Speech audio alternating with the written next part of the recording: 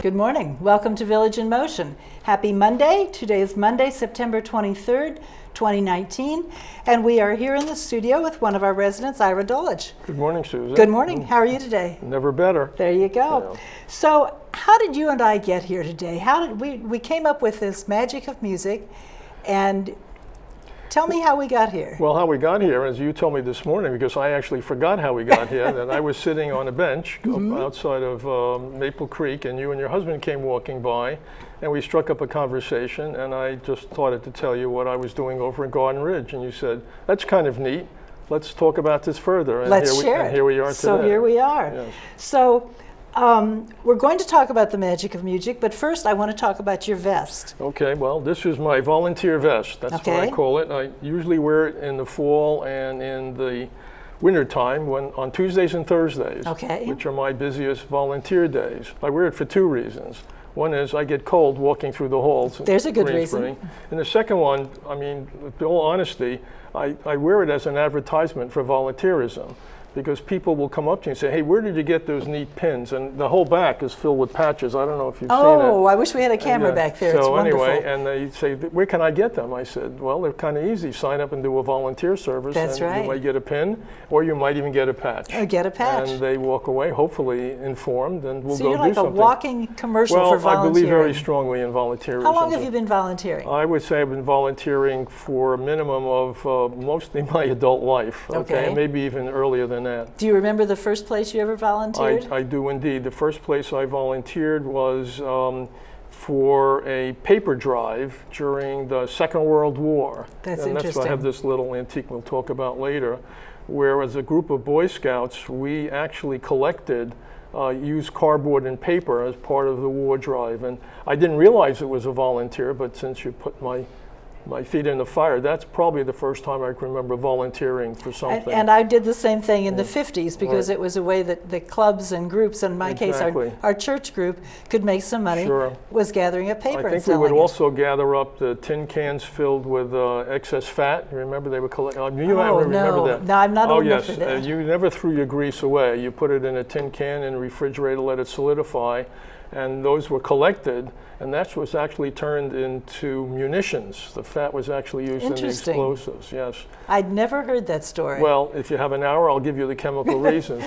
So interestingly, during World War II, that was a time when a lot of people did things voluntarily, just to help the effort. Sure. Victory gardens, taking old boxes, put them on your windowsills and grow some radishes and tomatoes and maybe even some peppers. Right. Those were all really volunteer activities, because being a volunteer is freely given of yourself to, when I say freely, free of charge, to participate in something and help an enterprise achieve its goals. And that was winning the Second World War. So let's talk about our elephant in the room here, this wonderful red hat.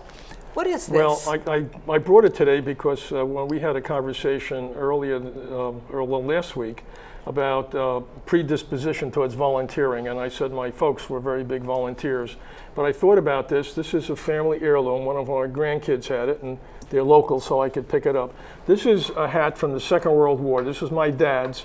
He was a volunteer fireman for the fire department of New York. Wow. And he was a captain. It says auxiliary captain. And what they did was they would take several blocks and quadrant them and then position a small gasoline-powered pumper. When they had air raid drills, could be 2 or 3 o'clock in the morning, my dad would get up, stumble around, put on his rubber suit, run downstairs, hook up the generator and all that kind of good stuff, and they'd be ready when they supposedly bombed us to put out fires. Wow. Because if it was a real catastrophe, the professionals would be overwhelmed, and that's one of the other purposes of volunteers. When the professionals get overwhelmed, well-trained volunteers can step in and take up and help out. Yeah, and we'll talk a little more about your experience with that. So here at Green Spring, you've been here how long? Just under 3 years. And you've been volunteering a lot where? Well, mostly in Garden Ridge, but as you also know, I guess it's a volunteer. I'm chair of the medical committee. That's right, that's another form. I form. also belong to a group that teaches English as a second language to the employees. Oh, yes, I'd forgotten that. So, yeah, well, that's a very interesting volunteer activity, very rewarding, by the way. I'm sure. And then, you know, I fill in the pieces by volunteering for the activities group at Garden Ridge. by putting on programs. So I do 3 programs a month over at Garden Ridge, and it's called Something Different with Ira.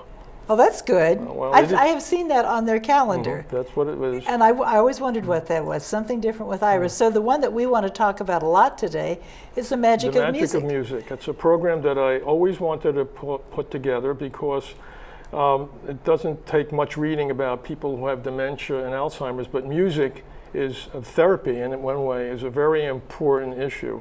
And I noticed that when I would put music in as accidental or incidental background to some of the other programs, there was a much greater attention and participation.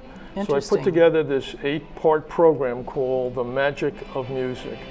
And I distilled the magic. We're seeing a little bit of our screens right now. Well, that's the one when we did the big band era. Okay, so the end part of that, I don't know what you have on your agenda, but the last clip on that is Louis Armstrong doing When the Saints Go Marching In. And there he is. And then when he turns to the audience, that's an old video clip, he says, everybody knows the words to this, everybody sing in. So at that moment, it was probably the most rewarding thing I've done as a volunteer in a long time. Virtually everybody in the room was singing When the Saints Go Marching In. Oh, wow, that's neat. It's pretty good. So this is for the people over in Garden Ridge. The meeting room is the Dogwood Commons meeting room. There he is saying everybody knows the words. He says, you all know the words to this, so sing along. Let's watch for a moment.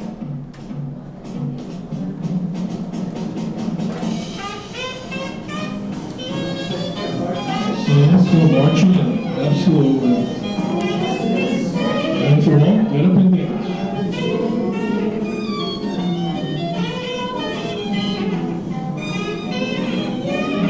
Hear them singing.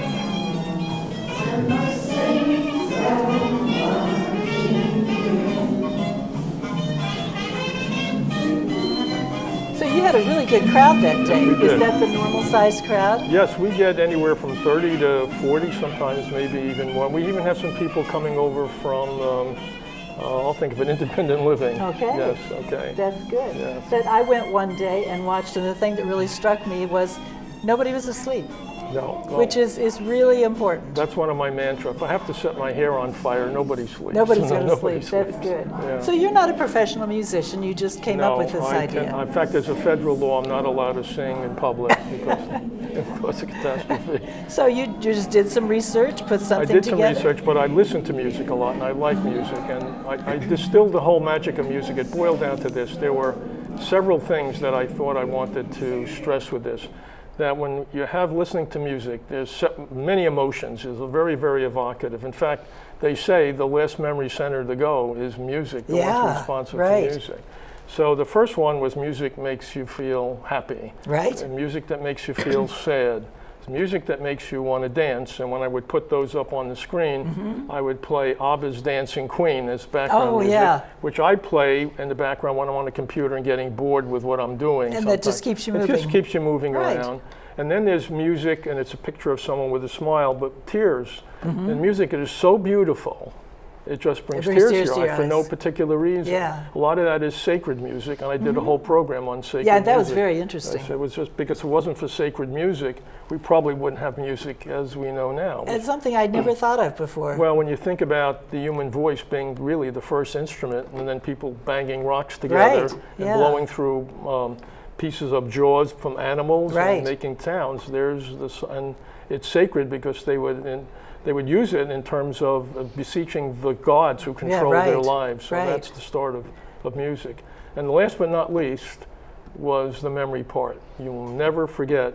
And every one of those sessions, I ended with the Sarah Vaughan song. You remember that song? I don't know which Sarah Vaughan song. The song has ended, but the melody lingers on. That is so true. It's become the anthem now. When I do that now, I'm going to upgrade the program. Yeah. That will be the anthem of the program. And it's interesting, things that come back from different parts of our lives. In the 80s, I was working in a library in Heidelberg, Germany, and some government entity gave our school a whole bunch of records.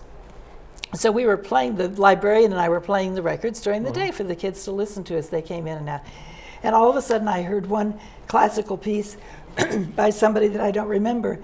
And I was taken back to being about 5 years old and dancing around the dining room. You know, just something like that will bring that back to you.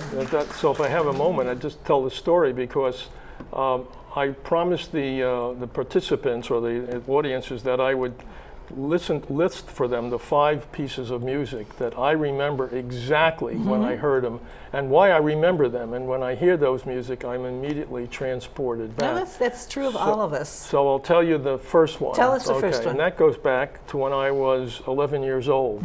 Okay. So the year is 1946. World War II has ended by a year. And we are in summer vacation in Rockaway Beach, which is a very popular summer resort to people living in New York City. And I'm pushing my baby brother, who's a year old, and my middle brother, who's 5 now, is walking alongside of me. We're on the boardwalk, so all the arcades are open now. Sure. A lot of activity, still servicemen in uniform. But in addition to the old arcades that we know, they had, skee ball and the shooting galleries. They had a new thing. We would call it a video jukebox now, but they didn't have those. But they had film clips in a very big thing, looked like a jukebox, and you could put a quarter in, and things like the Louis Armstrong thing would pop up. Wow. And that people would be dancing, the servicemen, there would be teenagers. I was a preteen at the point. And then Artie Shaw's Begin to Begin comes on. Came on. And all of a sudden, I look around and I see teens dancing with girls, and that's when I discovered girls. Oh, wow. Basically, so this I'll never is an forget important that. day. Hey, this is pretty cool. I need to learn how to dance. There you go. Okay, and so I always Begin to Begin is my #1 chronological of my 5 songs that I remember exactly. That's wonderful. So as you worked with the people at Garden Ridge, I'm sure that you saw that same thing happen. Yes. Because they would also request certain things. Somebody, and they request some very interesting things. They have a lot of attention to detail because that's how that memory is. Someone asked for a very specific rendition of Rhapsody in Blue.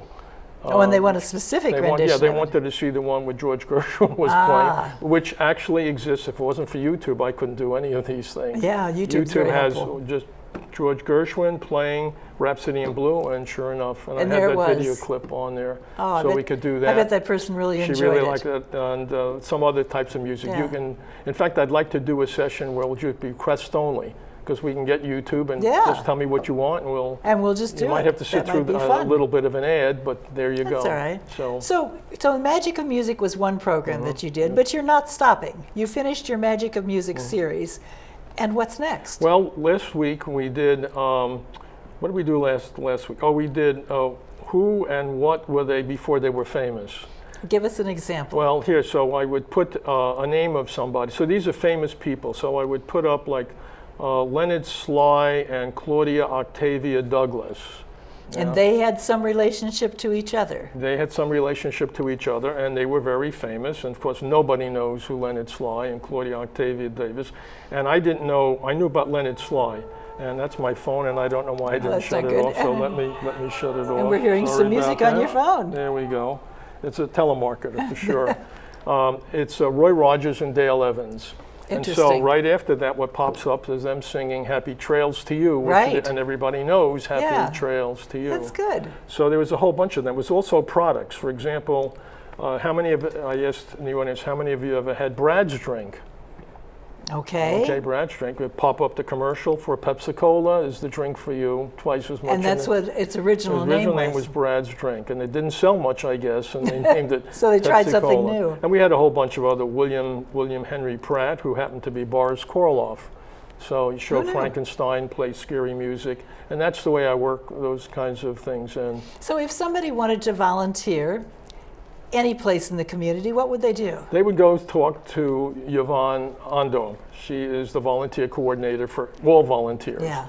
And her office happens to be in Garden Ridge. Yeah. I mean, and kind of the programs, and it's really so easy to volunteer. I mean, there are many reasons. There are many things to do, and other people may have ideas like you had. Exactly. You don't have to be a professional about it. I've told this audience many times, my mother was in assisted living for 12 years.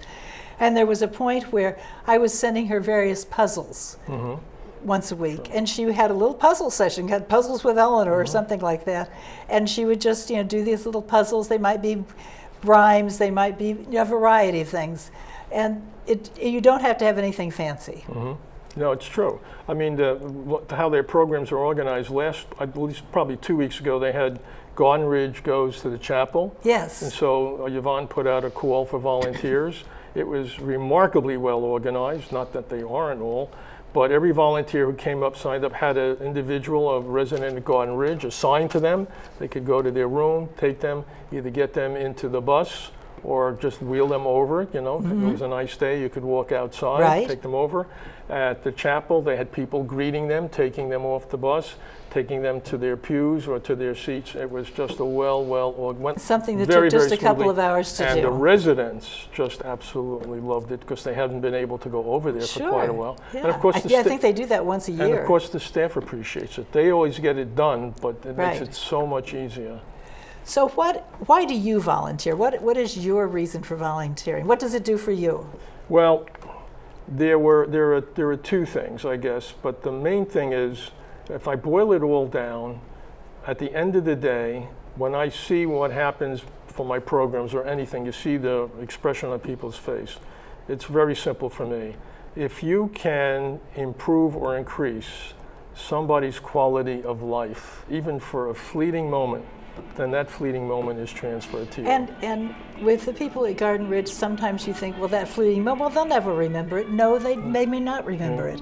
But for that moment, they've had a happier time in That's their right. day. And some of them do remember it because I don't mean to be irreverent, but I have some groupies over at Garden Ridge. Well, good. So that's a pretty You cool could be the thing. next Dale Jarrett in I terms could of, be. of popularity. Rather than John Bolton, which I just told you I look like John Bolton when I'm taped. That's right, right. So, Yes. anyway. Right. I understand he's unemployed at the moment. Exactly. So, yes, Well, maybe right. I'll hire him as a There you go. What else do I have down here? What's the pay for a volunteer? Zippo. But in terms of Well, it's feeling good, it's all up here. It's the quality of life issue. However, I would also say I'd be less than truthful. Say there's a certain amount of personal pride that comes with it, and I thought about that a lot too, because that's a little egocentric. But in all honesty, I have to say I take pride in the organizations that I work for. I'm sure. I do take pride in having these little pins and patches. So there is a direct personal issue, and I can look back to some lasting contributions I've made to some of these, because I think another thing that's important for volunteers as they look around for different things to do yes. is to pick one or two that really give you some joy, where you think you can make a contribution, and stick with it, because at least 3 or 4 of these I've been with them for 30 plus years. That was your work with the Coast Guard. That was the Coast Guard, which I and know you also, shared with our history forum. as a board member for a major hospital in Philadelphia for 35 That would years. be interesting. And also for a group that we started in New Jersey called the Yellow Ribbon Club of South Jersey. You were telling me about that. Yes, Tell me how that works. Well, that works. We actually collect non-perishable goods and personal items and back them up in 40-pound egg crates. We get egg crates donated by the supermarkets. Great. They're very good transport. And we pay for the postage to send them overseas. It's very expensive, so we have to do fundraising. And they're sent to the individuals. They're not sent to a group. We get a list Okay. of individuals. So you get a list of individual military personnel. And we send it to them, and we get wonderful photos and thank you notes. And then when they come back, and if it's a 50-mile area radius around Marlton, New Jersey, where we were based, we arrange these very elaborate homecomings for them with the state wonderful. police, fire department. It's just really. So these are, I'll call them care packages that are going to military personnel who are from your community. Yes, exactly. So it's like, Well, if we have a parent, we have some people as far away as California who write to us because Sure. they hear of it, and we will put them on the list if we Oh, can do that's that. nice. I mean, they're servicemen. It really doesn't make a difference Yeah. where they come from. That we has do to make you prefer feel the good. people who are in our general geographic area because they come back, and that when they finish with their military service, they volunteer for our group. and that's what you really want Yeah, to do. that's is self-perpetuating. encourage and- others. Exactly. to Yeah, do. very Yeah, good yeah. point. I was trying to see what other questions I had down here. I think Diane has a little more tape to show us also. Sure. Let's do another couple of minutes of people enjoying your lesson.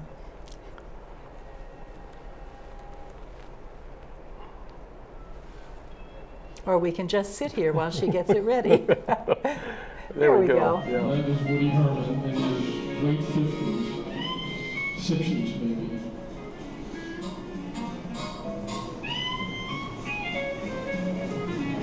And that's of course Artie Shore, but he's not playing Begin to Be Game. No.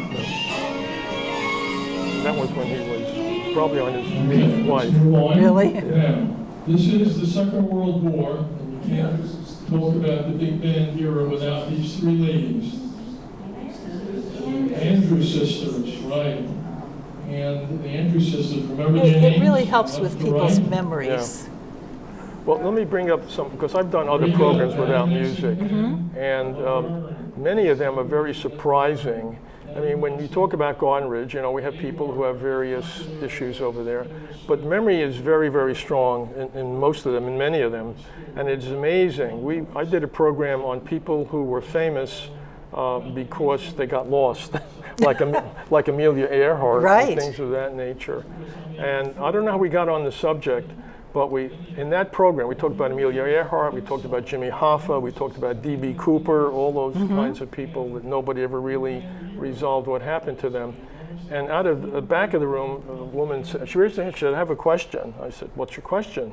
She said, I have been reading about North Korea having these rockets that could hit the United States. Good Okay, for well, her. then I don't know where that's coming from. Okay, Yeah. now what's your question? She said, well, if they can hit the United States, could they fly over Hawaii and fall into a volcano and cause a problem? Now, that's a Interesting pretty thought. That's right. interesting question. And I said, I don't really think I can answer that question. Because you don't know. I don't know, but I think there is a slight possibility that it could, depending upon how far down it went Right. and when it exploded and all that kind of good stuff. I think I was just taken aback by the extent of that question. I think many times as we're around our fellow residents, we tend to judge some people by maybe their physical ability at that time, but we really need to dig in and see how much can we learn from them. And you and I were talking the other day, we spend an awful lot of time, well, I'm going to go to this meeting or that meeting and it's going to give my brain some exercise. You don't necessarily have to go to a meeting for your brain to be exercised. There are Exactly. lots of things you can do, volunteering being one of them. Well, I would take it a little step further in the sense that while there are many, many good reasons, as we said earlier, to be a volunteer, I would also posit it differently, is why not volunteer? What That's do you right. have to lose to give up a couple of hours to try it? Right. I think you'll like it. Yes. And if you don't like that exercise, Get out of your apartment, get away from the TV. Exactly, and it'll stretch you physically and mentally.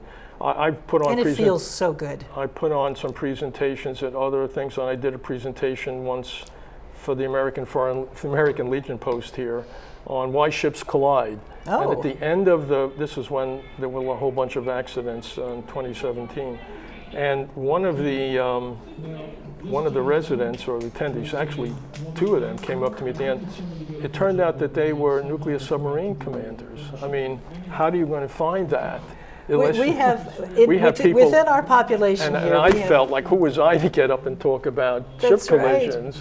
Although I've had experience training about collisions in the Coast Guard. And here are guys, in fact, one of the guys sheepishly said, I almost called World War III by almost colliding with another British submarine. He told me the story. And I wouldn't have known that or heard Right. that if I hadn't done that presentation. Yeah. At dinner, if I had met him, we wouldn't have ever had that conversation. Lots of good things so to I share. love that, having that background and experience. Yeah. Because I can now weave that when I ever do that presentation again. Right. Because he had a lot of good technical I thought about you in the Coast Guard Auxiliary this past weekend when that container ship went on its side. Yeah. And I'm sure there were lots of Coast Guard people and responding they to had that. all 24 people. Well, there were other first responders as well. The Coast Guard sometimes, most of the times, what they call the on-scene commanders, because they have the federal and state and local mandates to do that. But there are a lot of people involved in a rescue like that.